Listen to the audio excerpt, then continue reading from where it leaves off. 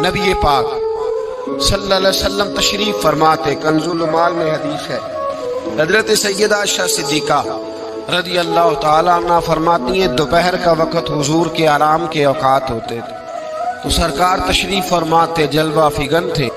صحابہ کو پتہ تھا کہ ان اوقات میں حضور آرام کرتے ہیں تو صحابہ نہیں آیا کرتے تھے زیارت کو، دوپہر کے کھانے کے بعد کچھ دیر آرام فرماتے تھے۔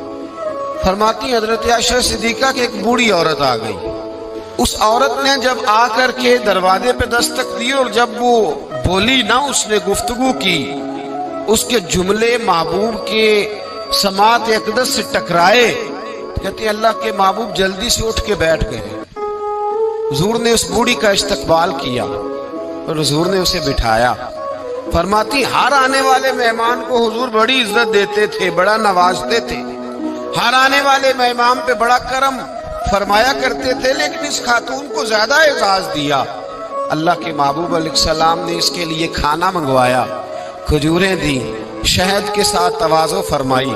فرماتے وہ بی بی باتیں کرتی تو میں دلچسپی دیکھتا، محبوب پاک صلی اللہ علیہ وسلم نے بہت ہی زیادہ اہمیت دی۔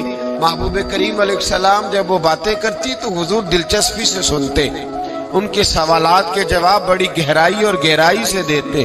حضرت عائشہ صدیقہ فرماتی ہیں دیر کے بعد وہ بوڑھی اٹھی، کہا حضور اب میں چلتی ہوں۔ تو نبی پاک نے تحائف تیار کیے، ایک صحابی کو کہا ان کے ساتھ جاؤ اور تحفے انہیں دے دو۔ کہتے ہیں جب وہ بوڑھی چلی گئی تو میرے دل میں خیال آیا حضور اب مسجد جائیں گے، جب رات کو واپس آئیں گے نا پھر میں محبوب سے پوچھوں گی یہ خاتون کون ہے۔ لیکن حضرت عائشہ کہتی حضور تو گئے ہی نہیں، لیٹ گئے، اور بڑی خوشگوار کیفیت میں نے دیکھی، حضور کی مقدس آنکھیں کھلی اور محبوب کے چہرے پر عجیب سی رعنائیاں۔ جناب عائشہ صدیقہ کہتی ہے میں آگے بڑھی اور میں نے قدموں پہ ہاتھ رکھ کے عرض رسول اللہ صلی اللہ علیہ وسلم مہمان تو روز آتے ہیں، حضور یہ کاشانہ نور ہے، یہاں روشنی لینے والے تو روز آتے ہیں، یہ کون سی بوڑھی تھی کہ آئی ہے تو آپ نے اتنا استقبال کیا ہے، اس انداز میں وقت دیا ہے۔ اور یا رسول اللہ صلی اللہ علیہ وسلم پھر میں آپ کی کیفیات دیکھ کون تھی؟ کہتے حضور اٹھ کے بیٹھے اور میں نے حضور کی آنکھوں میں آنسو چمکتے دیکھے۔ محبوب فرمانے لگے عائشہ یہ میری پہلی زوجہ سیدہ خدیجہ الکبریٰ کی سہیلی تھی، یہ خدیجہ کی سہیلی تھی۔ فرمایا جب ہم مکے میں رہتے تھے تو یہ خدیجہ سے ملنے آتی تھی، خدیجہ انہیں وقت دیتی تھی، ان کا استقبال کرتی تھی، یہ کمزور ہوتی تھی تو خدیجہ تحفے دیتی تھی۔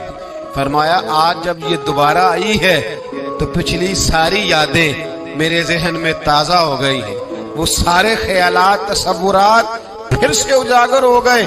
اور فرمایا میں نے وہ ساری نسبتوں کو، ان ساری باتوں کو نبھانے کی کوشش کی جو خدیجہ کا اس کے ساتھ رشتہ تھا، اور پھر بات اس جملے پر ختم کی۔ فرمایا حسن العہد من الایمان، فرمایا تعلق کو اچھے طریقے سے نبھانا یہ بھی ایمان کا حصہ ہے، تعلقات کو، عہد کو، پیمان کو اچھے طریقے سے نبھانا یہ بھی ایمان کا حصہ ہے۔